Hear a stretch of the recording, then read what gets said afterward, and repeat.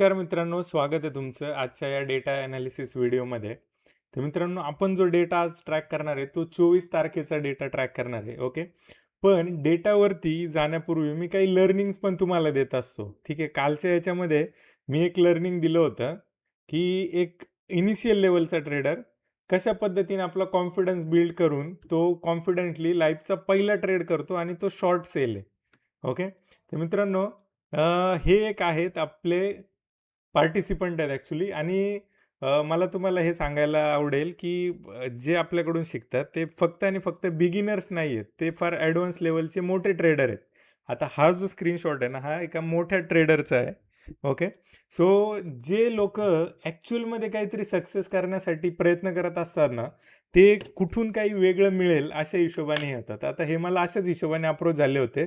विकास मी profitable आहे. सगळं काही व्यवस्थित आहे. थोडासा कॉन्फिडन्स कमी आहे. कदाचित मी माझ्या रिस्क रिवॉर्ड मी त्याच्यावर मात मिळवली, पण मला क्लॅरिटी नाही आहे. ओके.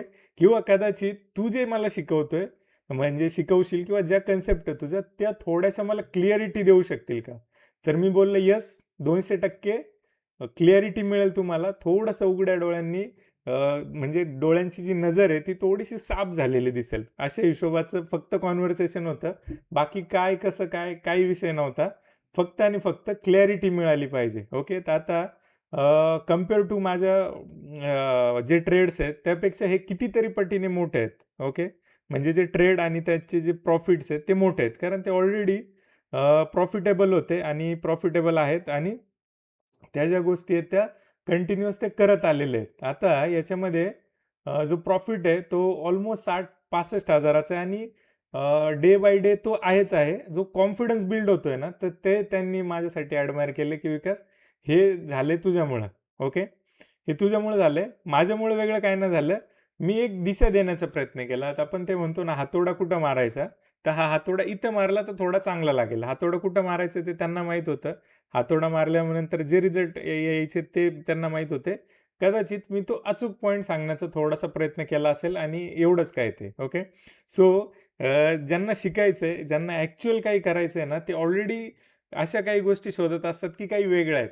तर असे भरपूर लोकं आहेत, की ज्यांना मी त्या हिशोबाने मेंटर केलेलं आहे, की जे ऑलरेडी फार चांगलं काम करतायत. पण माझ्याकडून वेगळं काहीतरी शिकायला भेटेल एवढ्याच आशेने ते आलेले आणि फार जास्त काही नाहीये. एका स्टॉप लॉस एवढी त्याची किंमत आहे. तर परत मी काय मार्केटिंग आणि ह्या गोष्टींवर पडत नाही. ज्यांना करायचंय अगदी 100% करा. फायदा नक्की होईल एवढंच मी सांगू शकेल. बाकी मी ओव्हर कमिटमेंट असं कुठलंही काही करणार नाही. ओके. डेटा आलाय तो आपल्याला बघायचा आहे. आज दिवसभरात आपलं काय-काय झालं? ओके. आपण कुठले शेअर पकडले? आज कुठला? हा प्रत्येकाचा एक प्रश्न असतो रोजच्या व्हिडिओमध्ये, की आजचा कुठला? ओके. सो आज जे 2-3 पकडले त्याच्यात काय झालं ते आपल्याला समजून घ्यायचं आहे.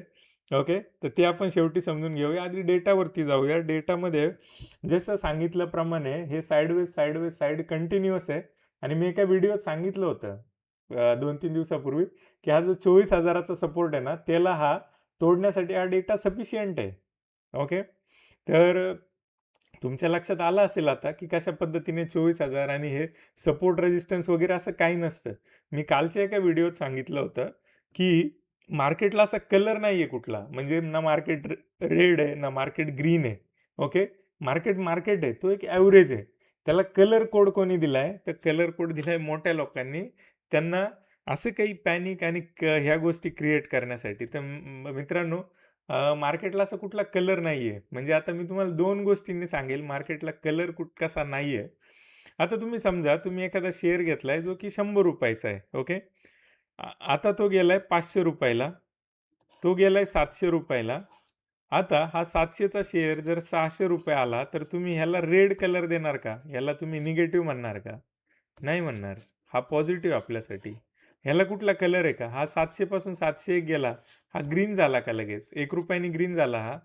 तर मित्रांनो असं होत नाही. तसंच तुम्ही ऑप्शन चेनवर जर बघितलं, तर जो स्ट्रॅडल असतो ना, मोठ्या लोकांची भाषा समजून घ्या. ते कुठला कलर आणि ह्या गोष्टींवर पडत नाहीत. एटीएमचा स्ट्रॅडल आहे. ओके. तो समजा 180 आणि ₹150 असं समजा. याची जी टोटल होईल, ही त्यांची रेंज आहे, की ह्या रेंजमध्ये जर राहिलं, तर त्यांना प्रॉफिट होईल. तर आता समजा मार्केट जर इथून 10 पॉइंट निगेटिव्ह गेलं, तर आपण याला रेड कलर देणार का? आणि मग शॉर्ट घेणार का? की आता मार्केट निगेटिव्ह आहे. रोज 10-10 पॉइंट मार्केट निगेटिव्ह क्लोज झालं, तर आपण म्हणणार का, की मार्केट खराब आहे? 4 दिवस 10-10 पॉइंट रोज निगेटिव्ह झालं. तर मित्रांनो असं होत नाही. ती एक भाषा आहे. ते जे टेक्निकल गोष्टी केल्यात ना, कॅन्डल रेड, ग्रीन ह्याच्या पायी फार नुकसान आणि बऱ्याचशा गोष्टी घडलेल्या आहेत रिटेल प्लेयरच्या. तर मित्रांनो हे समजून घ्या, यांची लँग्वेज समजा. कलर वगैरे आणि ह्या गोष्टींमध्ये फॅसिनेशनमध्ये जाऊ नका. ठीक आहे. तर आज काय झालंय ते समजून घेऊ. डेटा आपल्याला समजून घ्यायचा आहे. डेटावरती फार चांगल्या पद्धतीचे निगेटिव्ह साईडची मूव्हमेंट आलेली आहे. पण पार्टिसिपेशन मिसिंग आहे. हे जे पण मूव्हमेंट आहेत ना, ह्या फार लो व्हॉल्यूमनी आहे. ह्याच्यात जे अपेक्षित त्या ठिकाणी क्वांटिटीज ॲड व्हायला पाहिजेत, त्या होत नाही आहेत. पार्टिसिपेशन मिसिंग आहे. बायरचा जो कॉन्फिडन्स आहे ना, तो पूर्ण आणि पूर्ण लूज झालेला दिसतोय. सेलरला वेगळं काही फोर्स लावायची गरजच पडत नाहीये. बायरच कमकुवत आहे, तर सेलर नॅचरली आणि पण तो त्याला खाली आणू शकतोय आणि आणतोय. तर फार काही वेगळं झालेलं नाहीये. हार्डली फक्त 60-70 हजाराच्या पॉझिटिव्ह पोझिशन रिटेलरनी घेतलेल्या आहेत आणि त्याचंच व्हाईस वर्सा इकडे झालेलं आहे. तर असं मेजर काही नाही झालं, पण फॉल फार मोठा दिसला असेल तुम्हाला, बरोबर? तर पार्टिसिपेशन मिसिंग आहे मित्रांनो. ओके. बाईंग जो बायर आहे, जो आता 24,000ला 100 वेळा तो सपोर्ट म्हणून घेऊन चालला होता, की आता ह्याच्यावरती जाईलच जाईल. आता तरी जाईल, उद्या तरी जाईल. 4 वेळा टेस्ट केला, आता तरी जाईल. पण मित्रांनो हा बायर आता थकलेला आहे. लिटरली थकलेला आहे. ते तुम्हाला डेटावरती दिसेल. ओके. सो हे झालं डेटावरती. निगेटिव्ह आहे. पॉझिटिव्ह जाण्याचं काही कारण नाही. ओके. अनटिल अँड अनलेस काही न्यूज येईल. न्यूज पण येत असतात. ओके. तर ओव्हरऑल डेटा निगेटिव्ह आहे. किती पॉझिटिव्ह न्यूज येऊ द्या, ते वरतून ते खाली येण्याचे चान्सेस खूप सारे आहेत. ओके. सो आता आजचं जे ट्रेड आहेत ते काय झाले होते, हा जो ताणला आहे, ओके, ताणला प्लॅटफॉर्म, ह्याच्यावरती आपल्याला तो बेस होताना दिसला आणि हा जो बेस आहे आपला छोटासा स्टॉप लॉसची जी कन्सेप्ट आहे त्याप्रमाणे आपल्याला 1:3 1:2 आपल्याला बुक करता आले. काहींनी लवकर बुक केले, काहींनी थोडे इकडे आल्यानंतर बुक केले. पॉझिटिव्हमध्ये पहिला ट्रेड क्लोज झाला, पण याच्यामध्ये याचा रिझल्टचा कार्यक्रम होता. तर हे रिझल्ट निगेटिव्ह होते. हे रिझल्ट निगेटिव्ह होते. आपले पार्टिसिपंट आहे लक्ष ठेवून होते. तर मला रिझल्टवर लक्ष नव्हतं माझं. मला रिझल्ट वगैरे कल्पना नव्हती. पण जो आपला पॅटर्न आहे तो होताना दिसला होता. मोठे प्लेयर्स आणि त्यांच्या एंट्रीज दिसत होत्या. हा जो ट्रेड आहे हा ॲक्च्युअली रिझल्ट ट्रेड आहे. ओके. सो हा इथून काही जणांनी शॉर्ट घेतला आपल्या पार्टिसिपंटनी. एक्सपिरियन्स्ड आहेत. त्यांनी मला सांगितलं की विकास लक्ष ठेव. तर इथे आहे ना एक तुम्हाला लर्निंग देण्याचा प्रयत्न करणार आहे मी. अल्गो आणि ह्याबाबत बोलत असतो मोठे प्लेयर आणि हे. इथे काही टेक्निकल टर्म रिलेटेड एक कन्सेप्ट आहे बघा. फार कामाची कन्सेप्ट आहे. तर मी ह्या लेव्हलला शॉर्ट झालेलो आहे. ओके. तर ह्या लेव्हलला शॉर्ट झालो आणि कदाचित ह्या 4-5 कॅन्डल नंतर शॉर्ट झालोय मी ह्या भागात कुठेतरी. बराच वेळ तिथं खेळला आणि मग ब्रेकडाऊन दिला आणि मग आपण त्याला कॅरी केला. फार चांगले रिटर्न त्या ठिकाणी आपल्याला ह्याच्यात मिळालेले आहेत.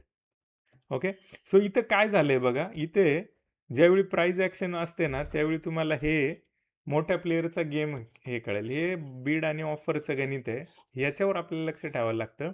इथे ज्या क्वांटिटी आहेत, जो सेलर आहे ना, हा सेलर ज्या क्वांटिटी आहे, तो त्या काही कमी पडू देत नाही सप्लाय एका पर्टिक्युलर लेव्हलला. ओके. आणि हेच आपल्याला इम्पॉर्टंट असतं ऑब्झर्वेशन, की आपण ह्याला कसं काय आयडेंटिफाय करणार, ही जी ब्रेकडाऊन ही कन्फर्म कशी समजणार.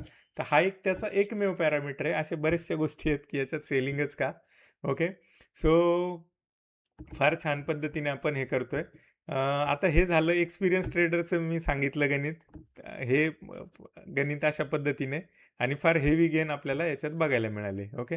सो अजून 1-2 स्टॉक ट्रेड केले होते आपण. त्याच ट्रेडमध्ये आपल्याला स्टॉप लॉस घ्यावे लागले. पण तो त्याचा पार्ट आहे. याच्यामध्ये मी आपला पॅटर्न होण्याच्या आधीच एंटर केलं होतं एका अँटिसिपेशनने. तर ती फार माझ्यासाठी मोठी चूक होती.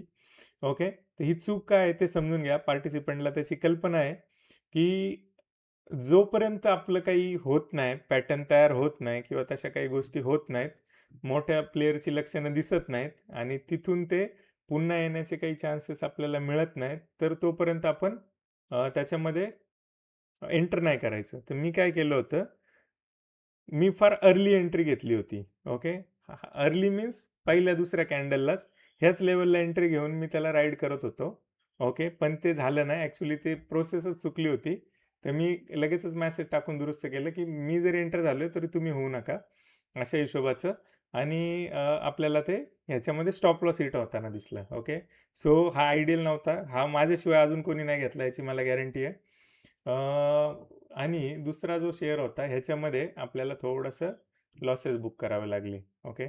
सो हे लॉसेस, प्रॉफिट हे होत राहणार आहे. स्टॉप लॉस हिट होतील, हे सगळं होईल. ह्या लेव्हलला मी कुठेतरी इन होण्याचा प्रयत्न केला होता, साधारण 497-98च्या. तर त्या लेव्हलपासून थोडा वर पण गेला, पण तो सस्टेन नाही झाला. अगेन ही जी काही मोठ्या याची जो कार्यक्रम आहे, हा आपल्याला इथं पण बघायला भेटतोय बघा. एक लेव्हल जी आहे ती सस्टेन होताना दिसली. सप्लाय कंटिन्यूअस होता आणि तो नंतर गेलाच नाही. तर हा एक कार्यक्रम फेल गेला. पण ह्याचा आपल्याला तानलाने पूर्ण आणि पूर्ण भरपाई करून दिली आणि दोन्ही साइडचे ट्रेड म्हणजे आयदर सकाळचा पण आणि संध्याकाळचा पण म्हणजे जो सेकंड फेज ट्रेड म्हणतो, तो सुद्धा फार चांगल्या पद्धतीने त्याने आपल्याला दिलेला आहे. ओके. सो फार मोठा व्हिडिओ झाला, पण लर्निंग देण्याचा प्रयत्न केला आहे. जे मोठे ट्रेडर आहेत, ज्यांना काही गोष्टी माहिती आहेत, ओके, त्यांना ह्याचे हे हे एक गोष्ट सुद्धा फार कामाची आहे. तर अशीच काही गोष्टी कामाच्या मी सांगत असतो. ओके. तर लर्निंग जोपर्यंत आपण घेऊ तेवढी कमी आहे. कुणाकडून काही वेगळं मिळेल, काही नवीन गोष्टी शिकायला मिळतील, तर त्या नक्की घेतल्या पाहिजेत. ओके. सो अशा हिशोबाचं गणित आहे मित्रांनो. आय होप ह्या डेटाचा, ह्या डायरेक्शनचा तुम्हाला फायदा होत असेल. तुम्ही माझे रेग्युलर फॉलोवर असाल, तर 100% निफ्टीमध्ये तुम्ही लाँग गेलेले नसाल. कुठलेही स्टॉक तुम्ही कॅरी केलेले नसाल.